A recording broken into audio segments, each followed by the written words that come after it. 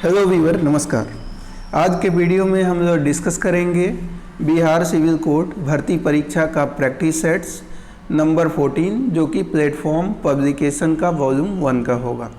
Friend, मैं आपको बताना चाहूँगा कि प्लेटफॉर्म का ही वॉल्यूम 1 का प्रैक्टिस सेट्स नंबर 1 से लेकर 13 तक ऑलरेडी इस चैनल पे अपलोड किया गया है। साथ ही साथ इसके अलावा प्लेटफॉर्म का वॉल्यूम 2 का प्रैक्टिस सेट्स 1 से लेकर 22 तक इस चैनल पे ऑलरेडी अपलोड कर दिए गए हैं। यदि आपने उसको नहीं देखा है तो इस वीडियो को देखने के बाद आप उनको ज़रूर देखें ताकि आप अपनी तैयारी को और मजबूती प्रदान कर सकें। तो चलिए स्टार्ट करते हैं आज का प्रैक्टिस सेट नंबर 14। तो पहला क्वेश्चन है फ्रेंड, कहा गया है वह बेचारा जन्म से अंधा है। तो जन्म से अंधा के लिए आपको एक शब्द का यूज करना है, तो जन्मांध हो जाएगा, यानी ऑप्शन नंबर ए आपका आंसर हो जाएगा। अगला है जिसकी उत्पत्ति स्वभावगत न हो, वाक्यांश के लिए उपयुक्त शब्द होगा। तो जिसकी उत्पत्ति स्वभावगत नहीं होती है उसके लिए उपयुक्त शब्द होता है कृत्रिम, यानी आर्टिफिशियल, यानी जो नेचुरली पैदा नहीं होगा वो क्या होगा, कृत्रिम होगा, आर्टिफिशियल होगा। अगला है पर्यायवाची शब्द का सही जोड़ा बताना है। तो इनमें सही जोड़े की पहचान करनी है। तो पहला देखिए भौरा और अली, यही सही जोड़ा है। भौरा और अली यही सही जोड़ा हो जाएगा, यानी ऑप्शन नंबर ए हमारा हो जाएगा। अगला है दिए गए शब्द का विलोम शब्द चुने। तो स्वस्थ का विलोम आपको बताना है। तो स्वस्थ का विलोम जो होगा उल्टा आपको बताना है। स्वस्थ का मतलब हेल्दी इंसान है और उल्टा हो जाएगा रुग्ण, यानी रोग युक्त इंसान जो हो जाएगा वो विलोम हो जाएगा। आगे बढ़ते हैं, सही वर्तनी वाले शब्द का चयन करना है। तो सही वर्तनी वाला शब्द कौन सा है, ध्यान रखिएगा। इसमें अगर ध्यान से देखेंगे तो सही वर्तनी वाला शब्द हमारा ऑप्शन नंबर डी आंसर आ जाएगा। तो सही वर्तनी से बार बार क्वेश्चन पूछे जाते हैं, तो ध्यान रखिएगा सुषमा इस तरह से सही वर्तनी होगा। अगला है पल्ला पकड़ना मुहावरे का सही अर्थ बताइए। तो पल्ला पकड़ना मुहावरे का सही अर्थ होता है किसी का सहारा लेना, यानी ऑप्शन नंबर बी आंसर होगा। नेक्स्ट देख लेते हैं, नीचे दिए गए वाक्यांश के लिए एक शब्द दिए गए विकल्पों में से चुनिए। तो जो कुछ ना जानता हो, यानी जिसको किसी भी बात की जानकारी ना हो, कुछ भी नहीं जानता हो, उसको हम लोग क्या बोलते हैं, अज्ञ के नाम से जानेंगे, यानी ऑप्शन नंबर सी हमारा आंसर हो जाएगा। सर्वज्ञ कौन सा होता है, जो सब कुछ जानता हो वो सर्वज्ञ होता है। और जानकार, किसी चीज़ के जानकार को विज्ञ कहते हैं। और ज्ञानी आप जानते ही हैं, जो जानकार हो, जिसके पास ज्ञान हो वो ज्ञानी हो जाएगा। अगला है जी आपका फट पड़ना मुहावरे का सही अर्थ बताइए। फट पड़ना मुहावरे का सही अर्थ होता है एकदम गुस्से में हो जाना, यानी ऑप्शन नंबर ए आपका आंसर हो जाएगा। अगला है खग का पर्यायवाची बताइए। तो खग का मतलब होता है पक्षी, चिड़िया, है ना। तो इसका पर्यायवाची आपका जो होगा, अब देखिए खग का मतलब पक्षी, चिड़िया। इसके अलावा खग परिंदा बोलते हैं, खग को गगन भी बोलते हैं, खग को चर, पखेरु और विहंग बोलते हैं। तो यहाँ पे अगर परिंदा है तो परिंदा हमारा आंसर हो जाएगा। आगे बढ़ते हैं, अगला है यहाँ तनय दिया हुआ है। तो तनय का अर्थ होता है बेटा, ये भी ध्यान रखना है। वहीं हम बात करें बीटअप, तो बीटअप का मतलब क्या होता है, वृक्ष और पेड़ को बीटअप बोलते हैं। और बिशिख का मतलब होता है रोगी के रहने का स्थान को हम लोग बिशिख के नाम से जानते हैं। अगला ये कौन सा शब्द परिणय का समानार्थी शब्द नहीं है। तो परिणय का समानार्थी शब्द कौन कौन से हैं, तो विवाह हो जाएगा, ब्याह हो जाएगा और पानी ग्रहण हो जाएगा, शादी हो जाएगी। तो इसमें विवाह है, पानी ग्रहण है, विवाह है, ये सारे हैं। पानी ग्रहिता ये पर्यायवाची शब्द नहीं है, यानी ऑप्शन नंबर सी हमारा आंसर हो जाएगा। अगला आइए अगला क्वेश्चन की तरफ बढ़ते हैं। कहा गया चंद्रमुखी शब्द का में कौन सा समास है। तो चंद्रमुखी शब्द में कर्मधारय समास है। कौन सा समास हो जाएगा, कर्मधारय समास। कर्मधारय समास में ध्यान रखना है कि पूर्व या उत्तर पद अथवा दोनों पद विशेष और विशेष्य होते हैं। तो चंद्रमुखी यानी चंद्र के समान मुख हो जिसका, वो चंद्रमुखी हो जाएगा, तो ये कर्मधारय समास होगा। मेरे हाथ में कलम है, इस वाक्य में कौन सा कारक है? तो मेरे हाथ में कलम है, ये इसमें जो है अधिकरण कारक है, यानी ऑप्शन नंबर ए आंसर हो जाएगा। अगला देखिए, अतियुक्ति शब्द में कौन सा उपसर्ग है?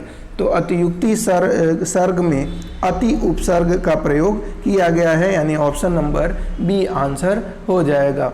अगला देखते हैं, अगला कहा गया सोददेश्य का सही संधि विच्छेद कौन सा है? तो सोददेश्य का सही संधि विच्छेद जो हो जाएगा साधन उद्देश्य हो जाएगा, यानी ऑप्शन नंबर डी हमारा आंसर हो जाएगा। अगला है कच्ची गोली खेलना, इस लोकोक्ति का अर्थ क्या है? तो कच्ची गोली खेलना लोकोक्ति का अर्थ होता है फ्रेंड अनुभवहीन होना, यानी ऑप्शन नंबर सी हमारा आंसर हो जाएगा। अगला है अंबर अंबार युग्म का सही अर्थ की पहचान करनी है। तो अंबर अंबार युग्म का अर्थ होता है आकाश एक फल विशेष, आकाश एक फल विशेष, यानी ऑप्शन नंबर सी हमारा आंसर हो जाएगा, है ना। आकाश का अन्य पर्यायवाची अगर आपसे कोई पूछ ले तो गगन, नभ, अंबर, व्योम, अर्श, अनंत, पुष्कर, आसमान, ये सारे आकाश के अन्य पर्यायवाची शब्द होंगे। नेक्स्ट देखते हैं सामग्री का पुल्लिंग क्या है? तो सामग्री का पुल्लिंग सम्राट हो जाएगा। फणीश्वर नाथ रेणु का जन्म स्थान कौन सा है? आंसर आपका ओराही हिंगना इनका जन्म स्थान है, यानी ऑप्शन नंबर ए आंसर हो जाएगा। ध्यान रखिएगा, फणीश्वर नाथ रेणु की अगर हम बात करें तो कुछ इनकी प्रसिद्ध रचनाएं हैं जहां से क्वेश्चन बार बार पूछे जाते हैं। मैदा आंचल, परिकथा, जुलूस, कितने चौराहे, कलंक मुक्ति और पतिव्रता, ये सारे जो हैं फणीश्वर नाथ रेणु की रचना है। क्लियर? आगे बढ़ते हैं, अगला क्वेश्चन देखते हैं। निम्नलिखित में से एक पत्थर का पर्यायवाची, निम्नलिखित में से एक पत्थर का पर्यायवाची नहीं है। तो कौन सा पत्थर का पर्यायवाची नहीं है? तो पत्थर का पर्यायवाची की बात करें तो प्रस्तर, उपल, पाहन, पाषाण, ओला, इंद्रोपल। मैं फिर बोल रहा हूँ, प्रस्तर, उपल, पाहन, पाषाण, ओला और इंद्रोपल ये सारे पत्थर के पर्यायवाची हैं, लेकिन पशम की बात करें तो ये पत्थर का पर्यायवाची नहीं है, तो आपका ऑप्शन नंबर सी आंसर हो जाएगा। सूरदास और नंददास की काव्य रचनाओं की भाषा कौन सी थी? तो सूरदास, नंददास की काव्य भाषाओं की रचना ब्रज भाषा थी, ऑप्शन नंबर बी आंसर हो जाएगा। यहाँ पे आपको साइनोनिम्स बताना है, पर्यायवाची की पहचान करनी है। रिप्लेस का पर्यायवाची क्या होगा? तो रिप्लेस का अर्थ होता है किसी व्यक्ति या वस्तु स्थान का जगह लेना, है ना, मतलब रिप्लेस करना। कहते हैं ना इस व्यक्ति के स्थान पर इस व्यक्ति को रिप्लेस कर दिया गया, तो किसी वस्तु का या किसी व्यक्ति का स्थान लेना उसको रिप्लेस बोलते हैं। और इसका साइनोनिम्स होता है सब्स्टिट्यूट, रीस्टोर या रेइनस्टेट और सप्लांट। तो यहाँ पे आप देखिए क्या दिया हुआ है, तो सब्स्टिट्यूट दिया हुआ है, तो सब्स्टिट्यूट आंसर हो जाएगा। वहीं हम बात करें डैमेज, तो डैमेज आप जानते हैं किसी चीज़ में कुछ न कुछ खराबी आ जाना, कुछ व्यवधान पड़ जाना, वो डैमेज होता है। रिमेन का मतलब होता है बचा हुआ रह जाना, अवशेष रहना, वो रिमेन। और लूज का मतलब होता है कि खोना, खत्म करना। अगला है देखिए प्रैग्मेटिक। तो प्रैग्मेटिक का मतलब यहाँ पे क्या है? प्रैग्मेटिक का अर्थ होता है व्यवहारिक, व्यवहारिक। तो प्रैग्मेटिक का अर्थ हो जाएगा व्यवहारिक। और इसका अगर साइनोनिम्स पूछा जाए यानी समानार्थी अगर आपको बताना हो तो हो जाएगा रियलिस्टिक, प्रैक्टिकल और सेंसिबल। रियलिस्टिक, प्रैक्टिकल और सेंसिबल। तो इसका यहाँ पे रियलिस्टिक दिया हुआ है तो ये हमारा आंसर हो जाएगा। अन्य शब्द जैसे आइडियलिस्टिक है तो आइडियलिस्टिक का मतलब होता है आदर्शवादी। क्या हो जाएगा? आदर्शवादी।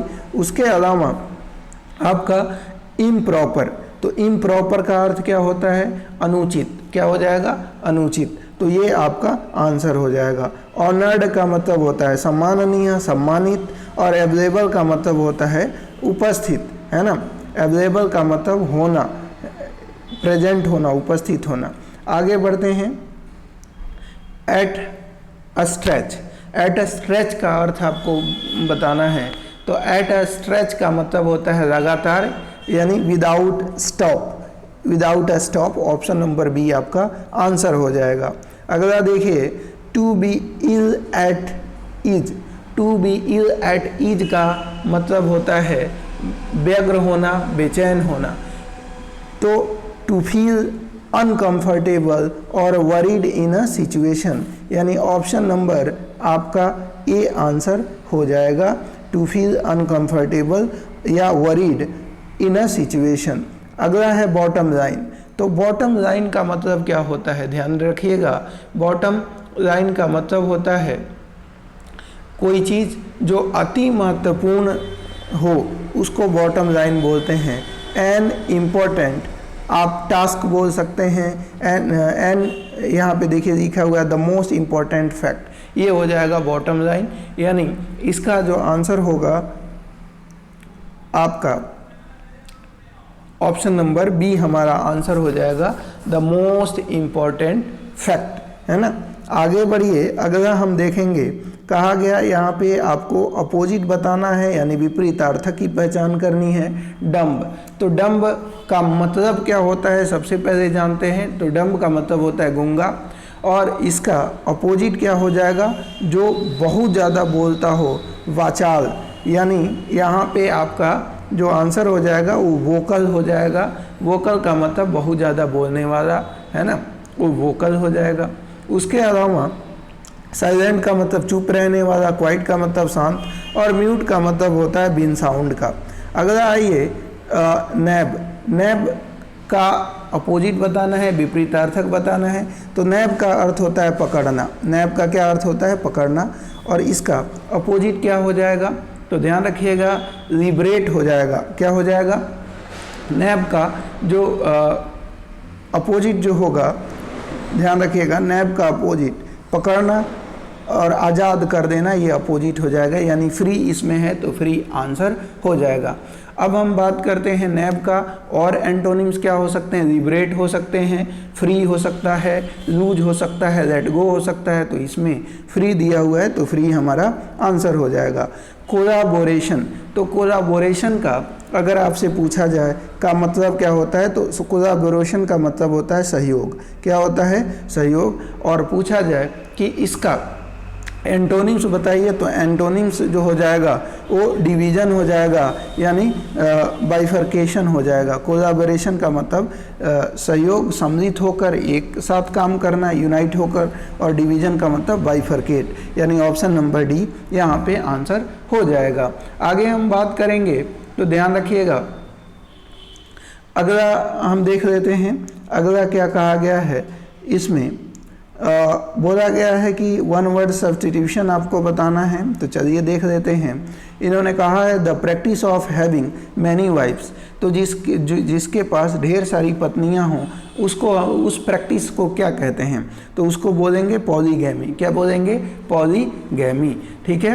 पॉलीगैमी के अलावा यहाँ पे बायगैमी लिखा हुआ है, तो बायगैमी का मतलब होता है दो विवाह, और कैलीग्राफी का मतलब होता है सुलेख, सुंदर लेखन, और वहीं पॉलीएंड्री का मतलब बहुपति प्रथा, मतलब एक औरत के ढेर सारे पति हों तो वो पॉलीएंड्री कहलाएगी। जैसे एग्जाम्पल, हम लोग द्रौपदी के ढेर सारे 5 पति थे तो उनको पॉलीएंड्री आप बोल सकते हैं। अगला है a frog, a frog lives both on land as well as in water, तो उसको एम्फीबियन बोलते हैं। कहा गया कि जो मेढक पानी और धरती दोनों पर रह सकते हैं, वैसे लोग वैसे जानवरों को या वैसे ऑर्गेनिज्म को एम्फीबियन बोलेंगे। क्या बोलेंगे, एम्फीबियन बोलेंगे। एक्वेटिक का मतलब होता है जलीय। एनिमेट का मतलब होता है सजीव, यानी जीवित करना, जीवित रहने वाला। एम्बीडेक्स्ट्रस, जो दोनों हाथों से स्किलफुल हो उसको एम्बीडेक्स्ट्रस बोलते हैं। अगला है साइंस और प्रैक्टिस ऑफ मैप और ड्राइंग, ऐसा विज्ञान जिसमें मैप और ड्राइंग की प्रैक्टिस कराई जाती है उसको हम लोग कार्टोग्राफी के नाम से जानते हैं। क्या बोलेंगे? कार्टोग्राफी यानी मानचित्रण। चीरोग्राफी का मतलब होता है सुरेख, है ना, और उसके अलावा जेरोग्राफी का मतलब होता है विद्युत छाया चित्रण। वहीं पिक्टोग्राफी का मतलब होता है चित्र लेखन। ये भी आपको ध्यान रखना है। आगे बढ़िए, तो फिर इन द ब्लैंक्स आपको सुटेबल वर्ड की हेल्प से करना है। His words were hardly dash with that screaming and shouting in the market.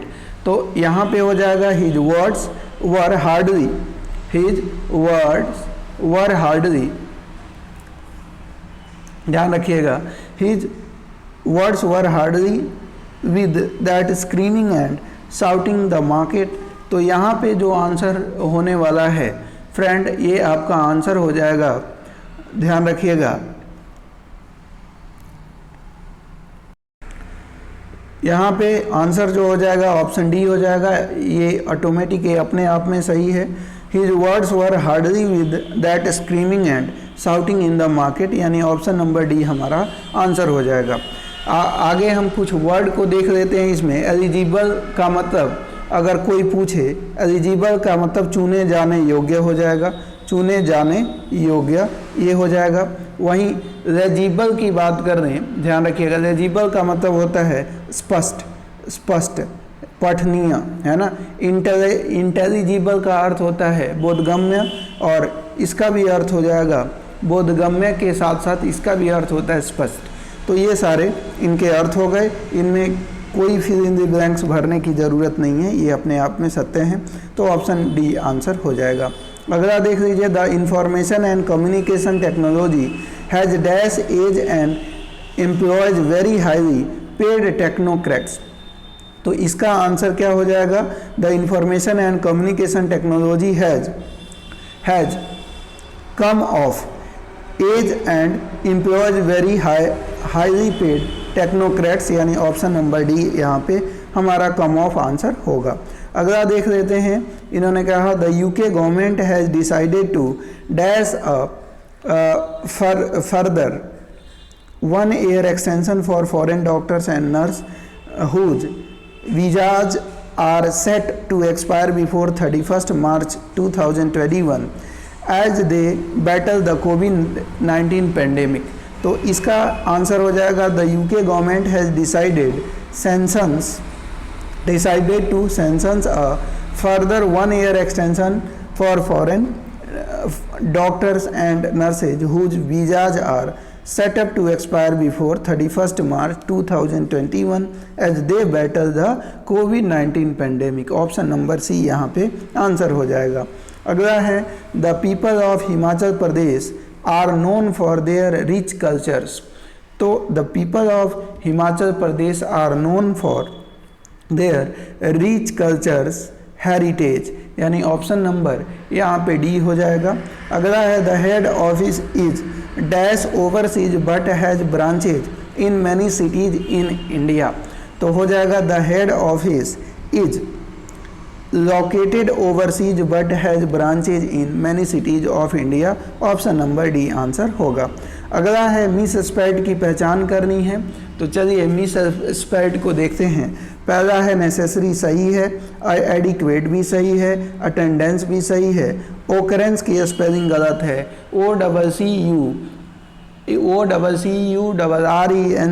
होता है, यहाँ पे एक आर है, एक और आर होना चाहिए था, इसलिए ये गलत है। अगला देख लेते हैं, पहला ही देखिए गलत हो गया, एरोगेंट ARROGANT होता है, यहाँ पे GENT दिया हुआ है, इसलिए ये गलत हो गया। बाकी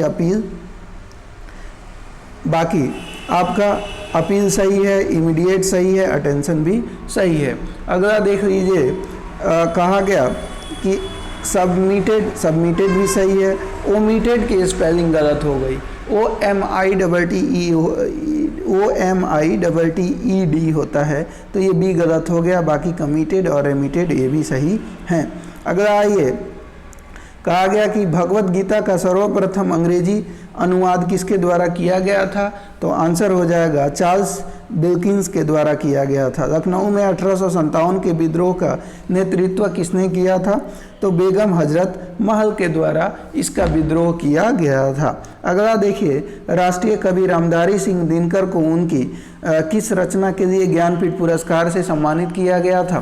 तो ऑप्शन नंबर बी, उर्वशी के लिए उनको सम्मानित किया गया था। प्रधानमंत्री उज्ज्वला योजना का शुभारंभ कब हुआ था? तो प्रधानमंत्री उज्ज्वला योजना का शुभारंभ हुआ था 1 मई 2016 को, ध्यान रखेंगे। तो इसके अलावा प्रधानमंत्री जनधन योजना की शुरुआत 28 अगस्त 2014 को हुई थी। वहीं मेक इन इंडिया की बात करें तो 25 सितंबर 2014 को मेक इन इंडिया की शुरुआत हुई थी। बेटी बचाओ बेटी पढ़ाओ की शुरुआत 22 जनवरी 2015 को हुई थी। ये भी आपको ध्यान रखना है। डैश किसी भी विधेयक को धन विधेयक घोषित करने का निर्णय लेता है? तो आंसर हो जाएगा लोकसभा अध्यक्ष किसी भी विधेयक को धन विधेयक है या नहीं है उसकी घोषणा लोकसभा अध्यक्ष करता है। सुंदरवन का डेल्टा निम्नलिखित में से किन नदियों द्वारा निर्मित है? तो गंगा और ब्रह्मपुत्र नदी के द्वारा सुंदरवन का डेल्टा निर्मित है, यानी ऑप्शन नंबर आपका जो हो जाएगा वो बी आंसर होगा, ऑप्शन नंबर बी। अगला आइए, अगला है डैश के बाद से भारत में आर्थिक सर्वेक्षण को केंद्रीय बजट से अलग कर दिया गया। तो आंसर हो जाएगा 1964 के बाद से भारत में आर्थिक सर्वेक्षण को केंद्रीय बजट से अलग कर दिया गया। आगे बढ़ते हैं। अगला है भारतीय संविधान में फर्स्ट पास्ट द पोस्ट सर्वाधिक मत प्राप्ति व्यक्ति को विजय का प्रावधान किस देश के संविधान से अंगीकृत किया गया था? तो आंसर हो जाएगा ये ब्रिटेन के संविधान से फर्स्ट पास्ट द पोस्ट का प्रावधान लिया गया है। अगला है अहमद शाह अब्दाली भारत में किस एशियाई देश से आया था? तो अहमद शाह अब्दाली की बात करें तो वो अफगानिस्तान से आया था, अफगानिस्तान देश से आया था। अहमद शाह अब्दाली का वास्तविक नाम ध्यान रखिएगा अहमद खान था, और आपको पता ही है कि पानीपत का जो तीसरा युद्ध 1761 में लड़ा गया था वो मराठों और अहमद शाह अब्दाली के बीच में लड़ा गया था। क्लियर? आगे हम बात करें, कहा गया तुलनात्मक सुलभ के सिद्धांत के प्रतिपादन का श्रेय इनमें से किस लोकप्रिय हस्ती को दिया जाता है? तो इसका आंसर हो जाएगा डेविड रिकार्डो को दिया जाता है, यानी ऑप्शन नंबर ए आंसर हो जाएगा। वहीं हम बात करें कुछ अन्य सिद्धांत जो एग्जाम के लिहाज से इम्पोर्टेंट है। मजदूरी को सिद्धांत ए एडम स्मिथ के द्वारा दिया गया। अंतर्राष्ट्रीय व्यापार का आधुनिक सिद्धांत हेक्सर ओहलिन के द्वारा दिया गया। अवसर लागत सिद्धांत हैवलर के द्वारा दिया गया। तो ये भी कुछ चीज़ें हैं जो आपको ध्यान रखने हैं। अगला आइए, नेक्स्ट है कर्मचारी राज्य निगम इनमें से किससे संबद्ध कर्मचारियों को चिकित्सा लाभ के संबंध में सामाजिक सुरक्षा प्रदान नहीं करता है? तो इसका आंसर हो जाएगा बहुराष्ट्रीय निगम, ऑप्शन नंबर बी हमारा आंसर हो जाएगा। अगला है इस वर्ष भारत ने भारत छोड़ो आंदोलन की कौन सी वर्षगांठ मनाई है? तो भारत छोड़ो आंदोलन की 80वीं वर्षगांठ मनाई है, ऑप्शन नंबर बी हमारा आंसर हो जाएगा। अगला आइए, कहा गया राष्ट्रमंडल खेल 2022 में पीवी सिंधु ने बैडमिंटन के महिला एकल मुकाबले में कौन सा पदक जीता? तो आंसर हो जाएगा स्वर्ण पदक जीता, ऑप्शन नंबर आपका ए आंसर हो जाएगा। अगला है चीफ जुडिशियल मजिस्ट्रेट पद का हिंदी रूप निम्न में से कौन सा है? तो चीफ जुडिशियल मजिस्ट्रेट का जो हिंदी रूप है वो मुख्य न्यायिक दंडाधिकारी है, ऑप्शन नंबर ए आंसर हो जाएगा। अगला देखिए एग्जीक्यूटिव मजिस्ट्रेट पद का हिंदी नाम निम्न में से कौन सा है? तो एग्जीक्यूटिव मजिस्ट्रेट का हिंदी नाम कार्यपालक दंडाधिकारी है, ऑप्शन नंबर ए। त्वचा के नीचे और आंतरिक अंगों के बीच डैश उत्तक बनता है? तो ध्यान रखिएगा वसा उत्तक बनता है, ऑप्शन नंबर बी हो जाएगा। अगला है शीतल पेय में शामिल होता है।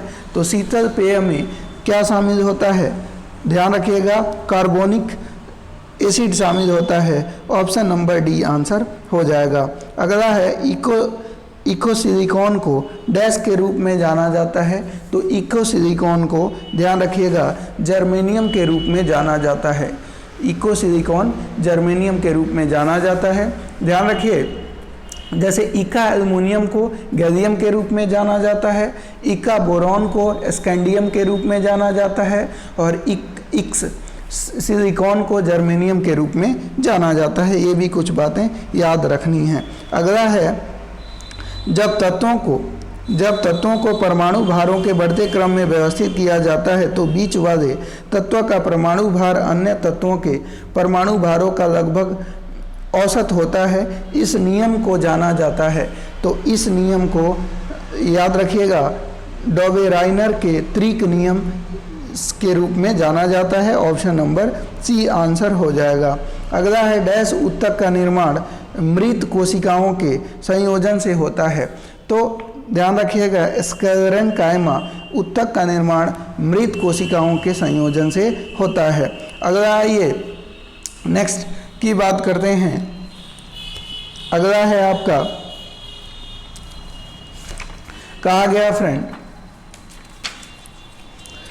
माइक्रोसॉफ्ट विंडोज, कहा गया कि Microsoft Windows, Mac OS X और लाइनक्स ये सभी डैश के उदाहरण हैं। तो ये सभी ध्यान रखिएगा ऑपरेटिंग सिस्टम के उदाहरण हैं। कंप्यूटर की किस पीढ़ी में प्रोग्रामिंग के लिए यांत्रिक भाषा का प्रयोग किया गया था? तो आंसर हो जाएगा ऑप्शन नंबर ए, यानी पहली पीढ़ी के लिए। अगला है, टेलीकॉम क्षेत्र में आईएसपी, टेलीकॉम क्षेत्र में आईएसपी का पूर्ण रूप क्या है? तो टेलीकॉम क्षेत्र में आईएसपी का फुल फॉर्म होता है internet service provider, internet service provider, यानी ऑप्शन नंबर आपका सी आंसर हो जाएगा। अगला है, कंप्यूटर मॉनिटर को डैश के नाम से भी जाना जाता है। तो कंप्यूटर मॉनिटर को किस नाम से जाना जाता है? तो आंसर हो जाएगा, इसे कंप्यूटर मॉनिटर को VDU के नाम से जाना जाता है। ऑप्शन नंबर डी आंसर हो जाएगा, यानी VDU visual display unit. Option number D answer हो जाएगा। अगला है, कंप्यूटर में निम्न में से कौन सी इनपुट डिवाइस नहीं है? तो कंप्यूटर में कौन सी इनपुट डिवाइस नहीं होती है?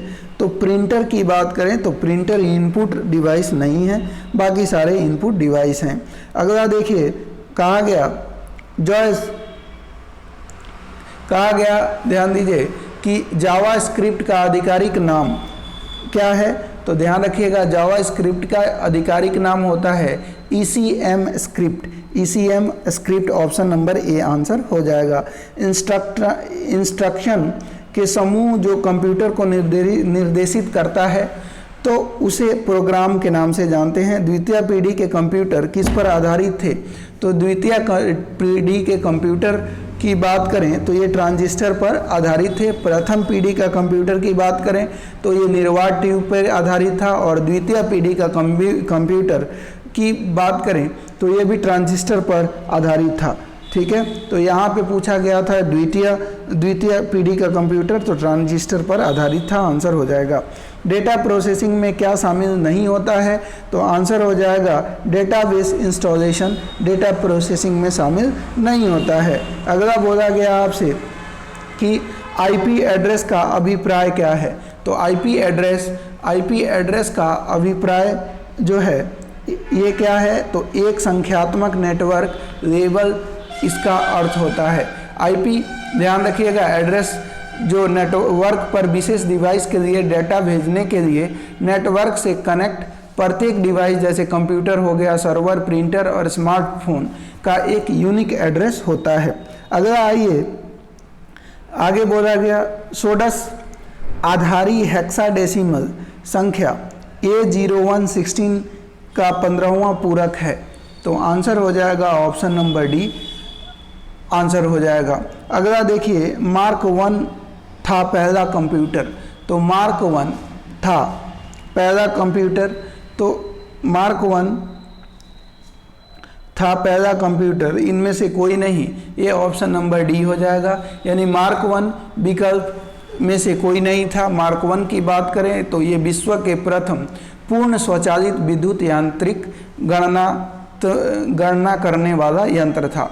तो मार्क 1 अगर पूछा जाए क्या था तो आप कह सकते हैं विश्व का प्रथम पूर्ण स्वचालित विद्युत यांत्रिक गणना यंत्र था। ठीक है, और मार्क 1 का निर्माण भी पूछा जा सकता है, तो IBM के द्वारा इसका निर्माण किया गया था। कई बार IBM का फुल फॉर्म पूछ लिया जाता है, तो इंटरनेशनल बिजनेस मशीन इसका फुल फॉर्म होता है। क्लियर। अगला आइए, कहा गया किसी विशिष्ट फाइल का नाम बदलने के लिए किस फंक्शन का प्रयोग किया जाता है। तो आंसर हो जाएगा F2 फंक्शन का प्रयोग करके किसी विशिष्ट फाइल का नाम बदलते हैं। अगला है लिंक्डइन की सह स्थापना डैश द्वारा की गई है। तो लिंक्डइन की स्थापना जो है सह स्थापना रीड हॉफमैन के द्वारा की गई है। किसके द्वारा? रीड हॉफमैन के द्वारा। अगला है कंप्यूटर और इंटरनेट के क्षेत्र में W3C का पूर्ण रूप है। तो W3C का पूर्ण रूप है। W3 का अर्थ होता है वर्ल्ड वाइड वेब और C का यहाँ पे अर्थ होता है कंसोर्टियम। तो वर्ल्ड वाइड वेब कंसोर्टियम इसका फुल फॉर्म हो जाएगा वर्ल्ड वाइड वेब कंसोर्टियम, यानी ऑप्शन नंबर हमारा ए ही आंसर हो जाएगा। तो दोस्तों हमने 100 क्वेश्चन कंप्लीट कर लिया है। उम्मीद है वीडियो पसंद आई होगी। वीडियो पसंद आई हो तो प्लीज़ वीडियो को लाइक कर दीजिएगा। चैनल पे नए हैं तो चैनल को सब्सक्राइब कीजिए। मिलते हैं फिर प्रैक्टिस सेट नंबर 15 के साथ। तब तक के लिए धन्यवाद। जय हिंद दोस्तों।